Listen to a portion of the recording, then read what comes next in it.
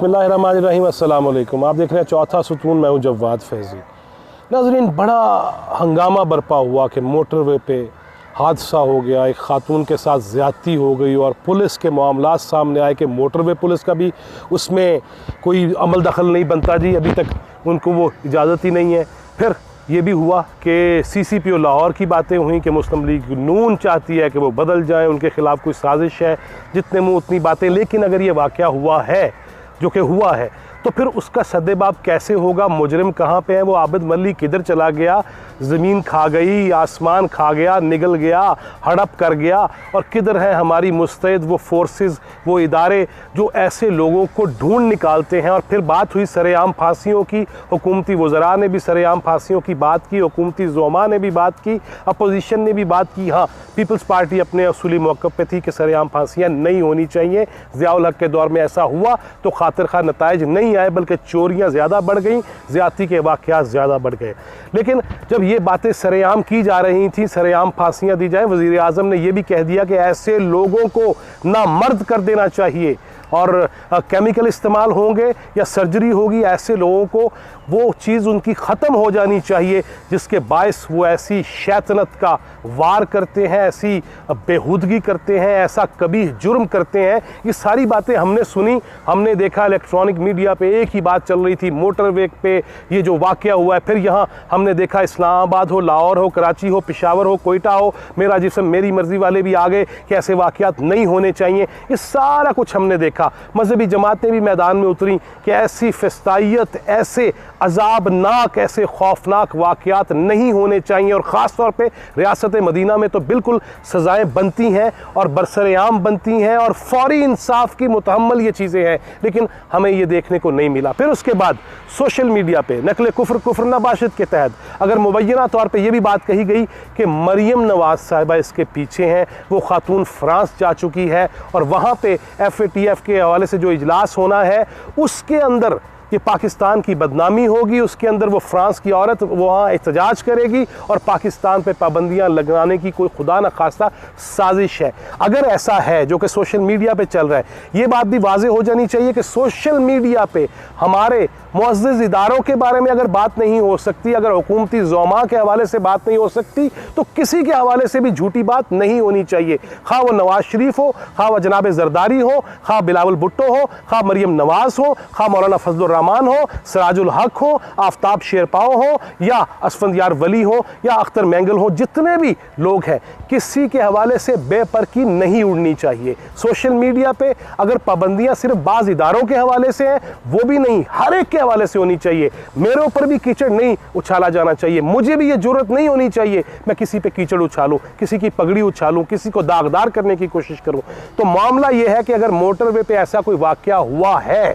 और उसकी तहकीक सही तरह नहीं हो रही, उसकी तफ्तीश सही तरह से नहीं हो रही, अगर हम ये देखते हैं कि पुलिस ज़िम्मेदारान की जानिब से आबिद मलिक का नाम आ जाता है, वो अभी तक रोपोश है, बस करीब पहुंच गए थे, बिल्कुल नेड़े पहुंच गए, सा नेड़े आ वो करता रहा और हम नहीं पहुंच पाए। ये क्यों कर है? हमारा तफ्तीशी निज़ाम क्या उसमें तब्दीलियों की ज़रूरत है? मज़ीद कवानीन सख्त होने चाहिए? या असल इशू अमल दरामद का है कि जब कोई चीज़ सामने आ जाए, जब सबूत सामने आ जाए, जब DNA टेस्ट मुस्बत हो जाए, तो उसके बाद क्या करार वाकई सज़ा फौरी तौर पे देनी चाहिए या नहीं देनी चाहिए? ऑफ कोर्स देनी चाहिए। और ऐसा कोई भी मामला हो, बात यही है कि अगर सोशल मीडिया पे ये चीज़ें चल रही हैं कि मरियम नवाज शरीफ वो इस कहानी के पीछे हैं और उनके कहने पे फ्रांस की औरत का मामला सामने आता है, वो फ्रांस अगर जा चुकी हैं तो हुकूमती ज़ुमा को ये बात बतानी चाहिए। फ़याज़ुल हसन चौहान साहब जो छोटी सी बात पे फटाफट अपने आप को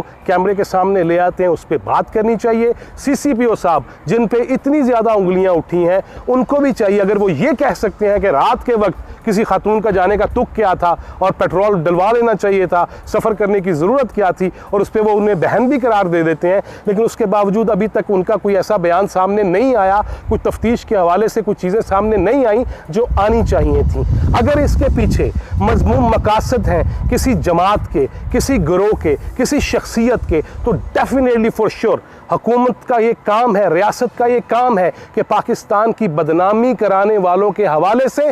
ये सारी चीज़ें बेनकाब होनी चाहिए। अगर मुस्लिम लीग नून का कोई गिरोह اس میں شامل ہے, کوئی شخصیت اس میں شامل ہے, کوئی بھی اس کی پشتیبانی کر رہا ہے, کوئی بھی پشت پناہی کر رہا ہے, تو اس بارے میں بھی حقائق سامنے آنے چاہیے, عدالت تک معاملات آنے چاہیے, اور اللہ کرے کہ ہماری عدالتیں بھی اس قابل ہو جائیں کہ وہ بھی یہ بتا سکیں کہ یہ ہیں فیصلے, یہ ہیں استغاثہ, یہ ہے ہمارے پاس ثبوت, یہ ہیں گواہان. لیکن ابھی تک وہ ایک تو ہم نے شروع میں بھی کہا تھا کہ اس خاتون کو اس طرح سے سامنے نہیں لانا چاہیے, رپورٹرز اور کیمرے اس کے پیچھے پیچھے نہیں بھاگنے چاہیے, ان معصوم بچوں کی تصویریں نظر نہیں آنی چاہیے, اس میں کوئی شک نہیں ہے. لیکن قانون نافذ کرنے والے اداروں کو بہرحال ان تک رسائی ہونی چاہیے تھی. اگر فریحہ ادریس ہماری معزز اینکر پرسن, اگر وہ ساری کہانیاں باہر لے کے آ سکتی ہیں, اگر وہ خاتون سے بات کر سکتی ہیں, اگر اس کے بعد وہ ٹویٹ کر سکتی ہیں, اگر اس کو اپنے پروگرام کا حصہ بنا سکتی ہیں اس گفتگو کو, تو پھر یہ کیسے ممکن ہے کہ ادارے اس سے بالکل بے خبر ہوں؟ یہ کیسے ممکن ہے کہ اگر کوئی بہت بڑی سازش ہے, اور اگر اس سازش میں کوئی جرنلسٹ, کوئی میڈیا پرسن, کوئی شخصیت انوالو ہے جو پاکستان کی بدنامی چاہ رہی ہے, تو اس حوالے سے بھی ڈیفینیٹلی فور شور قانون کی گرفت میں لانا چاہیے. اور اگر وہ ٹھیک ہیں, اگر وہ درست ہیں, ان کی خبریں ٹھیک ہیں, تو پھر ان افراد کا محاسبہ ہونا چاہیے, ان شخصیات کا محاسبہ ہونا چاہیے, ان ڈپارٹمنٹس کے حوالے سے بڑے فیصلے ہونے چاہیے جو کسی بھی ایسے بدکار کو ابھی تک نہ پکڑ پا رہے ہیں, نہ سزا دلانے کے لیے آگے بڑھ رہے ہیں. اور اس میں اگر کوئی بھی سیاسی جماعت اس ساری کہانی میں پیچھے ہے کہ خدا نہ خواستہ پاکستان کو گرے لسٹ اور بلیک لسٹ میں شامل کر دیا جائے, اگر خدا نہ خواستہ فرانس میں ہونے والے اجلاس میں پاکستان پہ انگلیاں اٹھتی ہیں, پاکستان کے چہرے پہ داغداریاں وہ ڈالنے کی, پھینکنے کی کوشش کی جاتی ہے, اگر پاکستان کے چہرے کو خدا نہ خواستہ مسخ کرنے کی کوشش کی جاتی ہے, تو اس کے پیچھے کوئی بھی ہو, وہ مریم نواز ہو یا ان کے والد بھی ہوں, تب بھی یہ حقائق منظر عام پہ آنے چاہیے, یہ ساری چیزیں سامنے آنی چاہیے. ہم الجھ کے رہ گئے, کون ملا چیف آف آرمی سٹاف سے, کس نے ملاقات کی, جناب شیخ نے اگر وہ قومی سلامتی کی کوئی میٹنگ تھی تو اس کو کیوں اوپن کر دیا, سامنے لے آئے, کیا اس پہ بھی بات ہونی چاہیے. کیوں کر محمد زبیر سابق گورنر سندھ وہ ملتے ہیں, وہ کہتے ہیں کہ نہیں, میں نے کہا تھا کہ میں میاں نواز شریف یا مریم نواز کے حوالے سے کوئی بات نہیں کرنے کے لیے آیا, لیکن D G I S P R کا یہ کہنا ایک چینل پہ کہ محمد زبیر کی خواہش پہ, درخواست پہ یہ ملاقات ہوئی 2 دفعہ, اور اس میں انہوں نے جناب نواز شریف اور مریم نواز صاحبہ کے حوالے سے بات کرنے کی کوشش کی, اور آرمی چیف صاحب نے کہہ دیا کہ سارے معاملے پارلیمنٹ میں حل ہوں گے, ہمارا اس سے کوئی تعلق نہیں ہے. تعلق کتنا ہے کتنا نہیں ہے یہ آپ بھی جانتے ہیں, میں بھی جانتا ہوں, بچہ اب جانتا ہے اس قوم کا. لہٰذا اس پہ تو میں تبصرہ کرنے سے بھی پرہیز کروں گا کہ جتنی دیر تک یہ یوٹیوب ویڈیو چینل چل سکتا ہے اس کو چلانے کی کوشش کروں گا. لیکن ایشو یہ ہے کہ اگر سانحہ موٹروے کے حوالے سے ابھی تک نتائج سامنے نہیں آئے, مجرم نہیں پکڑا گیا, ملزم نہیں پکڑا گیا, ڈی این اے ٹیسٹ ہونے کے باوجود, اگر پازیٹیو آنے کے باوجود اگر وہ نہیں پکڑا گیا, تو ہماری یہ نااہلی ہے. اور اگر یہ کوئی ایسی سازش ہے جو فرانس میں جا کے پاکستان کی بدنامی کا باعث بننی ہے, جو بیرون ملک پاکستان کو داغدار کرنے کی مضمون کوشش کی کوئی وجہ بنتی ہے, تو اس کے پیچھے جو بھی ہے, جتنا بھی بڑا ترم خان ہے, جتنا بھی بڑا عوامی لیڈر ہو, کوئی بھی ہو, اس کو سامنے لانا ہمارے اداروں کی ذمہ داری ہے, اور اس پہ کوئی دوسری رائے نہیں آنی چاہیے. کب تک ہم یہ تماشے دیکھتے رہیں گے؟ ایک وقت تھا 100 بچوں کا قاتل جاوید اقبال, اور اس کی باتیں ڈرم میں مار دیے, کیمیکل میں مار دیے, اور یہ ہو گیا, اور تیزاب میں بچے نہلا کے اور ان کو ختم کر دیا گیا, اس کے اندر ضائع کر دیا گیا, محلول کر دیا گیا. ہم نے یہ بھی دیکھا, اس کے بعد ایک نیا سکینڈل آ جاتا ہے. اب اگر سانحہ موٹروے کے بات ہے,